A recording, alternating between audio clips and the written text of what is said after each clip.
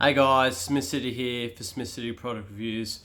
Back with another bottle, Furphy's Crisp Lager.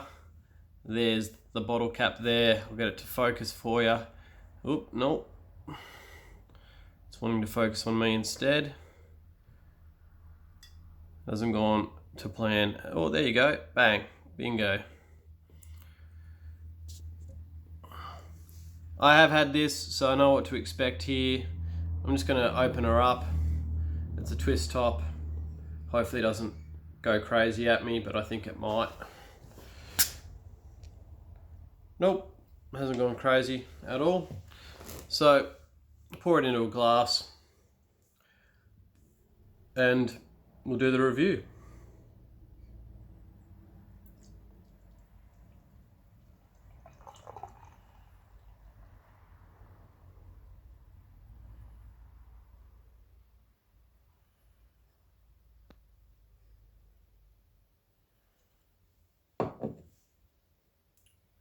Two to three finger white head.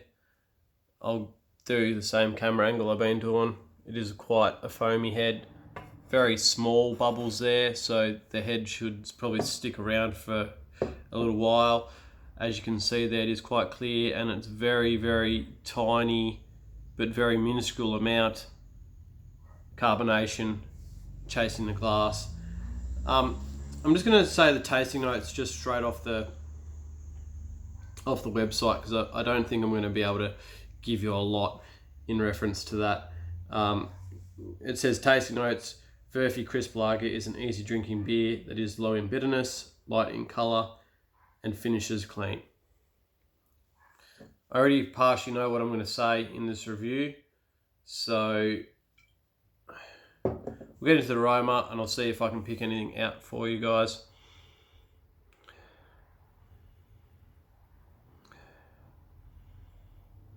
It does smell quite light.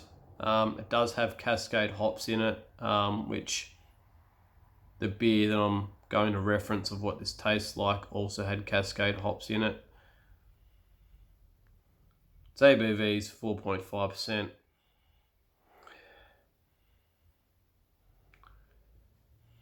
Anyway, I'll get into the taste, guys.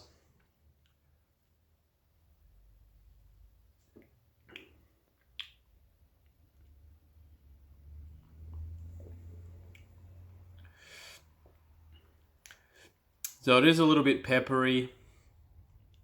It is quite smooth. It is quite easy drinking. There is a subtle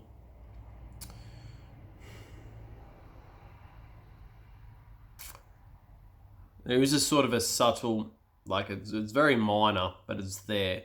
Very subtle metallic taste to it, which can happen with lagers.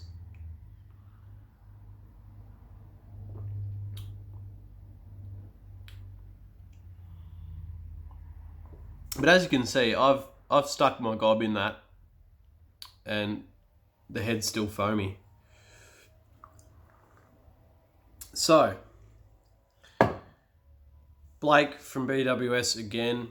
These were just as a special that were at the front counter, that if you purchased a certain amount of dollars within your purchase, you get a 6-pack of these for 10. Hence why I got them, because I thought it would be a good review. Couple of elements to this review. So Blake mentioned that they taste like Carlton Cold. Now, haven't I got a story for you about Carlton Cold? Carlton Cold was a very, very cheap, mass-produced generic beer that was always at the back of a fridge, at the very corner, like the corner fridge, down the bottom, all the way at the back. And I didn't mind them. Like, they served a purpose. They were cheap. When I was quite young, I didn't have a lot of money to my name, and if you wanted to have a drink, they were sort of my jam. That was sort of the ones that I'd get, and you could buy like 2 6-packs for very, very cheap. And you might not drink 12 on an outing. You might drink 8 or 9 and bring a couple home with you. But Oh, this story. This story. So, Emily, a family friend of ours, we used to look after their kid, Emily's brother, Alex. Absolutely love their family. Had a lot to do with them growing up. And it was either Emily's 18th or 21st. Anyway, so we arrive. I got my little plastic bag of drinks, you know, old Povo Mike with plastic bag. And I think I already had like a couple, because my folks also family friends, so they went. I wasn't driving. I think I had maybe one or two on the way up. Had a couple. As you go up their stairs, they had a deck, and then to the left was their front door. But their front door had very minuscule panel work to it, and it was literally like a glass sheet door. And the upkeep that those guys did on that, it was very, very clean. Like, I'm talking, you thought the door was open, sort of thing. And so you can see where this is going, yeah? You can see where this is going. So anyway, I thought I'd go inside, see what was going on inside. And I literally just went 1, 2, 3 steps, and we just went bang! Straight into the glass panel, and the glass panel shook and had a big giant forehead, and obviously I've got quite a sizable nose. Just bang, straight into the glass. I don't know if I partially broke my nose then or whatnot, but it was quite sore, quite tender. I dusted myself off. I think I hit it. And then actually fell backwards, which caused a commotion of people going, what the F just happened? There's a guy on the ground here. Dusted myself off. Felt so embarrassed. And then obviously went inside, whatnot. But I think Emily wasn't there at that time. I think we got there late and she started to kick on with her friends. And so when I arrived, she wasn't there. But Alex was there and Matt was there. Obviously, their parents were there.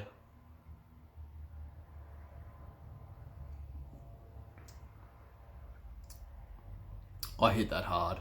I hit that door hard. But yeah, that's the story of Carlton Cold. And these are very similar. These are very similar to that. There's not much to it. And what I will say is, not that I think it's close to like a Tui's extra dry. I think it's actually a little bit lighter than that. But I stayed at my uncle's caravan park back when I did some work experience. I think it was in year 10. We had school holidays and he was a truck driver. And I stayed at the caravan park, so we'd have long days, we'd come back, he'd cook up a feed or whatever, and we'd get stuck into the beers. And we'd either have Carlton Draft or Tui's Extra Dry. And I saved him in my phone after that as Smooth and Crisp, because he kept on saying that these drinks we're drinking were smooth and crisp. So I chucked him in my phone as that. Sadly, he's passed on. Absolutely love that man. Absolutely love that man. But so yeah, this is sort of a bit nostalgic. The way this is tasting is a little bit nostalgic for me.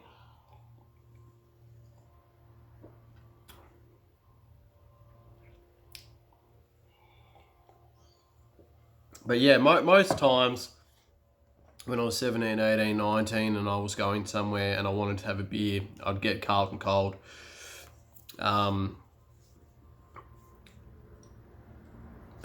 Simon real ale craft beer on YouTube has actually done a review of Carlton Cold. I'm not too sure if you can actually get them anymore. I haven't really gone looking for them. Excuse me. But they are quite, like this Furphy. I know I've spoken about Carlton Cold too much and it probably sounds like a Carlton Cold review than a Furphy review, but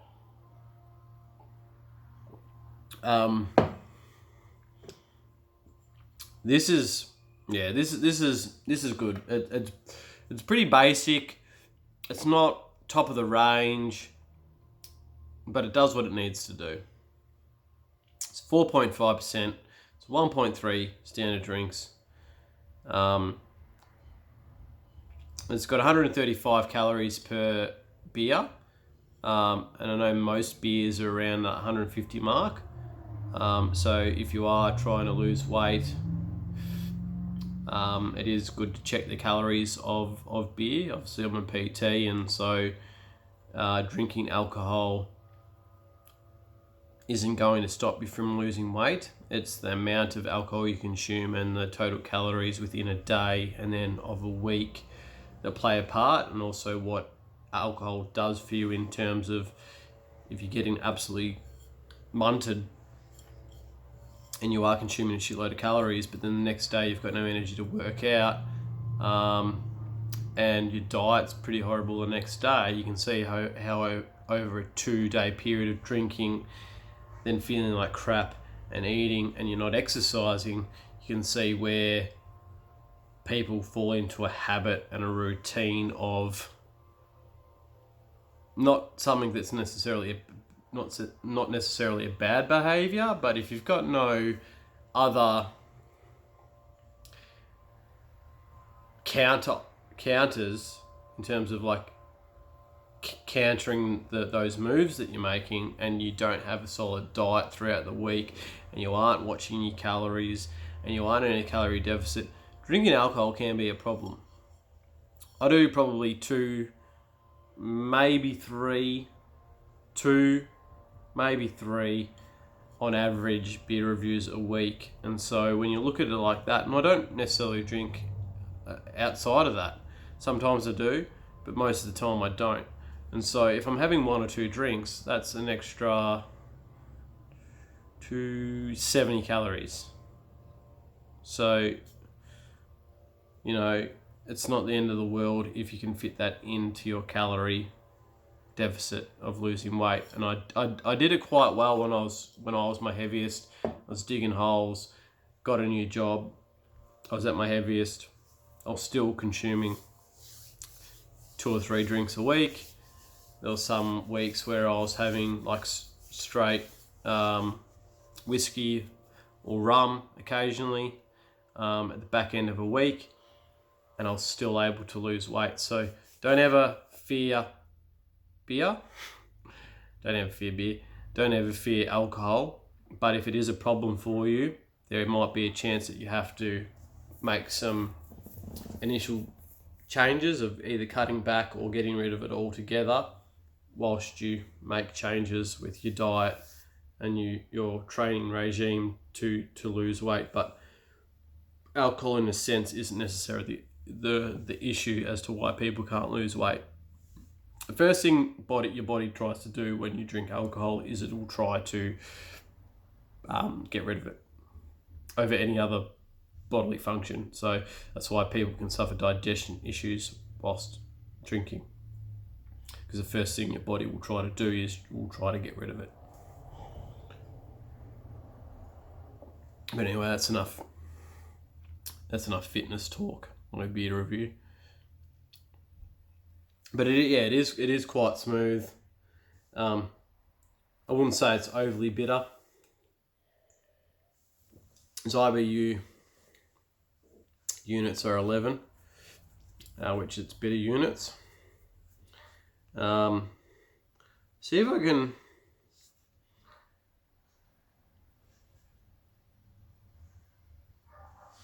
What is a Furphy? Okay. Just as I start to do that, whippersnipper guy just keeps on going, doesn't he? Just won't stop. Won't stop. What is a Furphy? A Furphy is a tall tale that begins with the truth and embellishes it by walking the thin line between being believable and unbelievable for comic effect. We're proud of our history as part of Australian vernacular and think it's the best not to let the truth get in the way of a good story, especially if it's being told over a beer. What's interesting, I love that. I love this concept, and I love Furphy as sort of a marketing ploy, is that I remember being 18, 19, 20, going to the pub, and you just randomly go to the bar, and some other random you'd never met, you'd start having a chin wag, and you'd start talking about stories and stuff. And what does it say here? Embellishes it by walking the thin line between the believable and unbelievable. Our history is part of Australian vernacular. I love that. I love that. That's literally Bell Tavern to me. Which is where I went every Friday for a very long time with a select bunch of great guys, just enjoying happy hour, getting on the beers, walking down, buying a pizza, coming back to the pub, and maybe going over to Ruby's, listening to some music, then either going to the Aztec bar, or there was a bar around the corner that you'd always find your way in there at the back end of a night. It was just a hallway, and you don't even know how you walked in there, to be honest. And it was quite trippy indeed. And you'd sit down at the bar there, have a couple of beers, and then you'd find yourself out of there walking home. So yeah, I like Furphy. I like Furphy in terms of the marketing stuff, and I'll read what they've got on here. Long before Furphy meant tall stories, it meant water tanks made by the Furphy family of Shepparton. We couldn't have built our Geelong brewery or made this beer without them.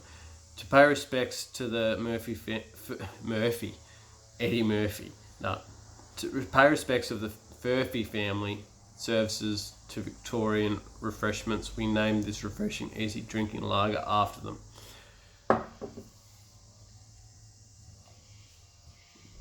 So, drinkability.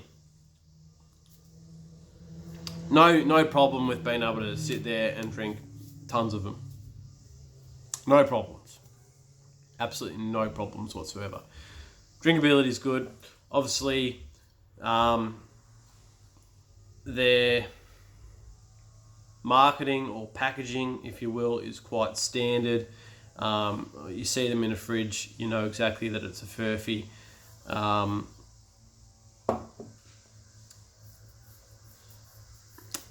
Rating. What am I going to give a rating?